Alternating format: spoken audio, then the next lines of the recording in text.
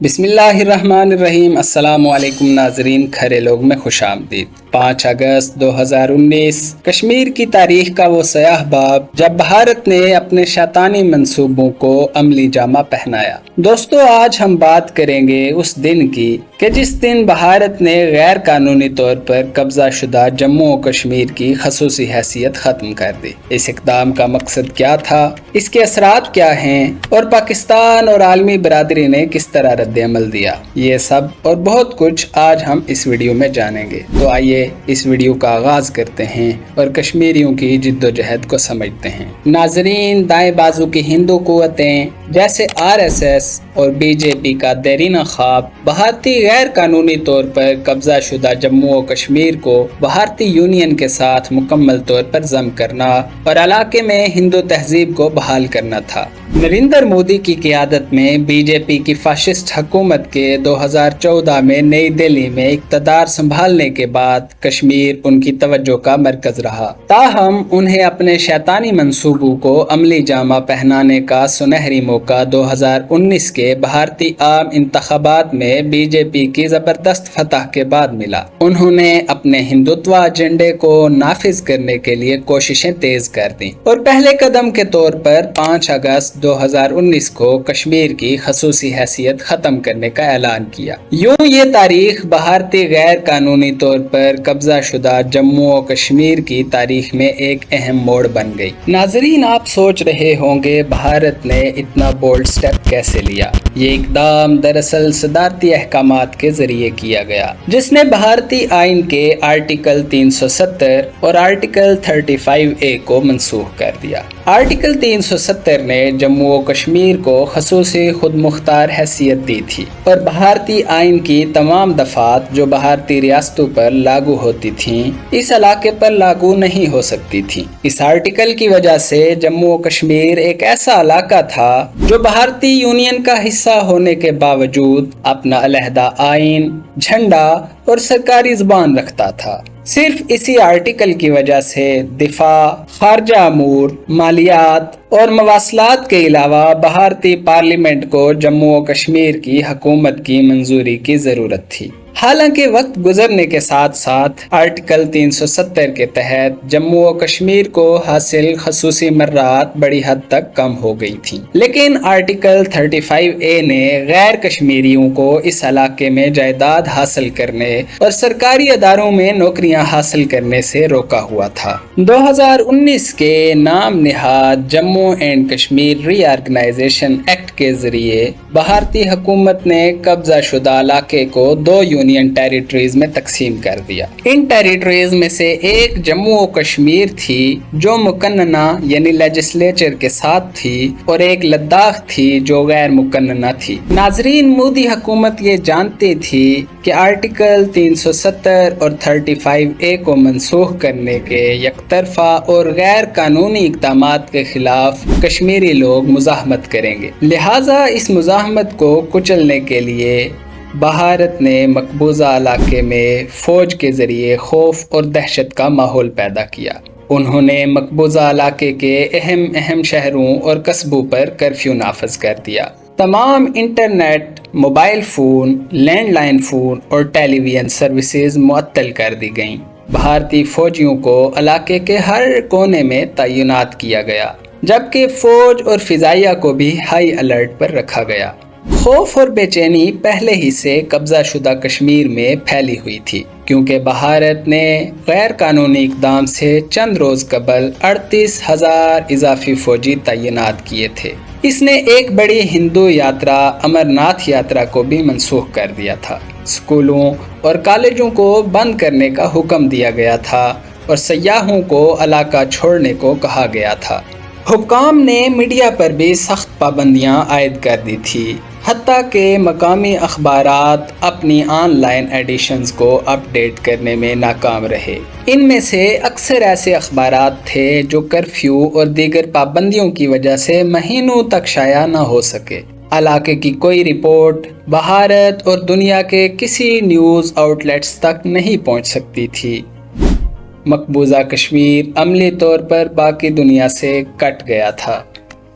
ناظرین، اس خصوصی حیثیت کو ختم کرنے کی وجہ سے جو مزاحمت کی تحریک ابھری، اس میں تقریباً 19,000 معصوم کشمیریوں کو گرفتار کر لیا گیا، جن میں حریت رہنما، سیاسی کارکنان، وکلاء، انسانی حقوق کے محافظ اور مذہبی، تجارتی اور سماجی تنظیموں کے رہنما شامل تھے۔ اس کریک ڈاؤن کے دوران تقریباً 8 ملین سے زیادہ کشمیری اپنے گھروں میں محصور کر دیے گئے تھے۔ مہینوں کے مسلسل فوجی محاصرے نے انسانی بحران پیدا کر دیا تھا، کیونکہ لوگوں کو اشیاء ضروری اور زندگی بچانے والی ادویات کی شدید کمی کا سامنا کرنا پڑا تھا۔ ناظرین، ساتھ ہی ساتھ بھارتی فوجیوں نے کالے قوانین جیسے کہ armed force special powers act AFSPA، public safety act PSA اور unlawful activities prevention act UAPA کو مزید سخت کر دیا، جس کی وجہ سے 5 اگست سے لے کر 30 جون تک 660 کشمیریوں کو شہید کر دیا گیا۔ فوجیوں نے 1092 سے زیادہ گھروں کو نقصان پہنچایا۔ ناظرین، بھارت نے بین الاقوامی سطح پر تسلیم شدہ متنازع علاقے کو اپنے ساتھ ضم کیا اور اس کی حیثیت تبدیل کی، چنانچہ بھارت نے بین الاقوامی اصولوں کی خلاف ورزی کی۔ 5 اگست کے غیر قانونی اور یک طرفہ اقدامات کے بعد بھارت نے جموں و کشمیر کی عوام کے خلاف قانونی جنگ شروع کر دی، قوانین کو تبدیل کیا اور نئے استعماری قوانین نافذ کیے۔ کئی وفاقی قوانین کو بڑھانے کے علاوہ بھارت نے مقبوضہ کشمیر میں نئے ڈومیسائل اور زمین کی ملکیت کے قوانین متعارف کروائے۔ ناظرین، حال ہی میں دلی انتظامیہ نے Jammu and Kashmir grant of domicile certificate rules and procedures میں ایک نئی کلاز کا اضافہ کیا، جس کے مطابق اگر کوئی مقامی عورت غیر مقامی مرد سے شادی کرے گی تو وہ مرد سرٹیفکیٹ کے لیے اپلائی کر سکتا ہے۔ ناظرین، آرٹیکل 370 اور 35A کی منسوخی کے بعد بھی مقامی عورت کے غیر مقامی شوہر کو ڈومیسائل سرٹیفکیٹ نہیں دیا جاتا تھا۔ بھارتی حکومت کی 4 اگست 2020 کے نوٹیفیکیشن کے مطابق صرف وہ لوگ جو 15 سال سے جموں و کشمیر میں رہ رہے ہوں یا وہاں 7 سال تعلیم حاصل کی ہو ڈومیسائل سرٹیفکیٹ کے حقدار تھے، لیکن نئی شک نے ان تمام شرائط کو ختم کر دیا۔ ناظرین، اس نئے قانونی فریم ورک کی وجہ سے مقبوضہ علاقے میں حکام کو علاقے کی آبادی کو تبدیل کرنے کا مکمل لائسنس فراہم کر دیا گیا، جس کی وجہ سے غیر کشمیریوں کی آمد کے دروازے کھولے گئے اور مقامی اکثریت کو اقلیت میں تبدیل کرنے کی کوششوں کو تیز کیا گیا۔ اقوام متحدہ کی قراردادوں اور بین الاقوامی قانون کی خلاف ورزی کرتے ہوئے مودی حکومت نے 32 لاکھ سے زیادہ لوگوں کو ڈومیسائل سرٹیفکیٹ دیا، جن میں سے اکثریت غیر کشمیری ہندوؤں کی تھی۔ اس کی وجہ سے یہ خدشات پائے جاتے ہیں کہ آنے والے دنوں اور مہینوں یا سالوں میں علاقے میں موجود 8 لاکھ سے زیادہ بھارتی فوجیوں اور 6 لاکھ سے زیادہ مہاجر مزدوروں کو بھی ڈومیسائل کا درجہ دے دیا جائے گا۔ ناظرین، بھارت نے ایک اور نیا قانون بنایا ہے جو اس کی فوج کو مقبوضہ علاقے میں کسی بھی زمین کو اسٹریٹجک قرار دینے اور اس پر قبضہ کرنے کی اجازت دیتا ہے۔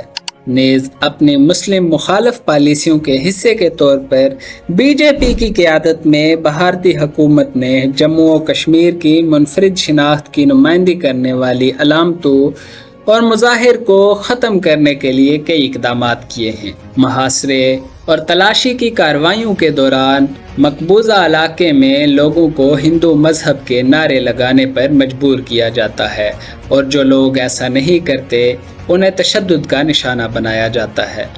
بھارتی حکومت نے پرنٹ، الیکٹرانک اور دیگر میڈیا کے مواد کے معائنے کے نام پر مقبوضہ کشمیر کے لیے نئے میڈیا پالیسی کا نفاذ کیا ہے۔ نئے قوانین کے مطابق میڈیا صرف وہی مواد پرنٹ اور شائع کر سکتا ہے جو حکام کی طرف سے منشور شدہ ہو۔ مقبوضہ کشمیر میں بھارتی حکومت کی انتظامیہ نے مزاحمتی تحریک کے ساتھ ہمدردی رکھنے والے مسلم ملازمین کو سرکاری محکموں سے بلا جواز برطرف کرنا شروع کر دیا ہے۔ اپریل 2021 سے ایسے درجنوں ملازمین کو بھارت کی سلامتی کے لیے خطرے کے نام پر برطرف کیا جا چکا ہے، بغیر یہ بتائے کہ انہیں کس بنیاد پر برطرف کیا گیا اور انہیں منصفانہ نمائندگی کا موقع دیے بغیر یہ عمل کیا گیا۔ مودی حکومت نے لوک سبھا اور اسمبلی کی نشستوں کی حد بندی کا عمل مکمل کر لیا ہے تاکہ جموں ڈویژن کے ہندو اکثریتی علاقوں کو زیادہ نشستیں دی جا سکیں۔ اس طرح کرتے ہوئے RSS کی حمایت یافتہ بھارتی حکومت مقبوضہ کشمیر میں نام نہاد اسمبلی انتخابات کے دوران اکثریت حاصل کرنا چاہتی ہے اور اس علاقے میں اپنا وزیر اعلیٰ نصب کرنا چاہتی ہے۔ ناظرین، آرٹیکل 370 اور 35A نے غیر کشمیریوں کو مقبوضہ کشمیر میں ملازمتیں حاصل کرنے، زمین خریدنے اور مستقل طور پر آباد ہونے سے روکنے کے لیے اہم قانونی تحفظات فراہم کیے تھے۔ آرٹیکل 370 اور 35A کی منسوخی کے پیچھے پورا مقصد اس رکاوٹ کو دور کرنا تھا اور اس طرح غیر کشمیری ہندوؤں کے وہاں آباد ہونے کو قانونی حیثیت دے کر مقبوضہ کشمیر کے کئی مسلم اکثریتی علاقوں کو اقلیت میں تبدیل کرنا تھا۔ اس سے بڑے پیمانے پر آبادیاتی تبدیلیاں ہوں گی اور اس طرح مقبوضہ کشمیر کے مسلم اکثریتی کردار کو کمزور کر دیا جائے گا۔ اس طرح مستقبل میں بھارت اگر رائے شماری کروا بھی لے تو وہ نتائج کو اپنے حق میں تبدیل کروا سکتا ہے۔ ناظرین، 5 اگست کے مودی حکومت کے اقدام کی وجہ سے پوری پاکستانی قوم سڑکوں پر نکل آئی اور لوگوں نے کشمیریوں کے ساتھ اظہار یکجہتی کیا۔ ناظرین، سال 2020 سے 2022 تک یوم استحصال کے طور پر پاکستان کی حکومت نے کشمیری عوام کے خلاف بھارتی اقدامات اور مقبوضہ علاقے میں بھارتی افواج کی طرف سے کیے جانے والے مظالم کی مذمت کرنے کے لیے کئی تقریبات کا اہتمام کیا۔ حکومت نے اس دن کو اجاگر کرنے کے لیے اسلام آباد کی کشمیر ہائی وے کا نام تبدیل کر کے سری نگر ہائی وے بھی رکھ دیا، لیکن میرا ذاتی خیال ہے کہ یہ اقدامات کافی نہیں تھے۔ پاکستانی حکومت کو اس بارے میں سخت پالیسی اپنانی چاہیے تھی اور اس معاملے کو اقوام متحدہ میں اس طریقے سے اٹھانا چاہیے تھا کہ بھارتی حکومت مجبور ہو جاتی کہ وہ آرٹیکل 370 اور 35A کو دوبارہ بحال کر دیتی، لیکن پاکستانی حکومت اس طرح کا شدید رد عمل دینے میں ناکام رہی۔ عالمی رد عمل میں اقوام متحدہ اور انسانی حقوق کی تنظیموں اور دیگر عالمی اداروں نے بھارت کے اقدامات کی مذمت کی اور انسانی حقوق کی خلاف ورزیوں پر تشویش کا اظہار کیا۔ اقوام متحدہ کی سلامتی کونسل نے کشمیر پر اجلاس بلائے اور بھارت کے خلاف آواز اٹھائی۔ ناظرین، اس پس منظر میں اگر کشمیریوں کی مزاحمت کی بات کی جائے تو 1947 سے بھارتی حملے کو جموں و کشمیر کے لوگوں کی طرف سے سخت مزاحمت کا سامنا کرنا پڑا۔ 1989 میں مقبوضہ علاقے کے لوگوں نے اپنے ناقابل تنسیق حق کے حصول کے لیے اپنی جد و جہد کو مزید تیز کر دیا۔ 2008 سے 2010 تک 3 مسلسل سالوں تک ہزاروں لوگ سری نگر اور دیگر بڑے شہروں میں روزانہ کی بنیاد پر آزادی کا مطالبہ کرتے ہوئے سڑکوں پر نکل آئے۔ 8 جولائی 2016 کو مقبول نوجوان رہنما برہان وانی شہید کے ماورائے عدالت قتل کے بعد مقبوضہ کشمیر میں ایک بڑے پیمانے پر مزاحمت دیکھنے کو ملی۔ کشمیری عوام کے جذبات کا احترام کرنے کے بجائے نئی دلی نے طاقت کا بے دریغ استعمال کیا، جس کے نتیجے میں سینکڑوں مظاہرین ہلاک اور ہزاروں زخمی ہوئے۔ چونکہ کشمیری مسئلہ خطے کو غیر مستحکم کر سکتا ہے، عالمی برادری خاص طور پر اقوام متحدہ کو فوراً کارروائی کرنی چاہیے تاکہ بھارت کی کشمیریوں کی شناخت اور مقبوضہ کشمیر میں مسلم اکثریت کی حیثیت پر حملے کو روکا جا سکے اور کشمیری عوام کی خواہشات کے مطابق مسئلے کا حل تلاش کیا جا سکے۔ اگر آپ کو یہ ویڈیو پسند آئی تو ہمارے چینل کو سبسکرائب کریں، لائک کا بٹن پریس کریں اور بیل آئیکن پر کلک کریں۔ ہم سب کی ذمہ داری ہے کہ ہم کشمیری عوام کی آواز بنیں اور ان کی جد و جہد کا ساتھ دیں۔ ملتے ہیں اگلے ویڈیو میں، تب تک کے لیے اللہ حافظ۔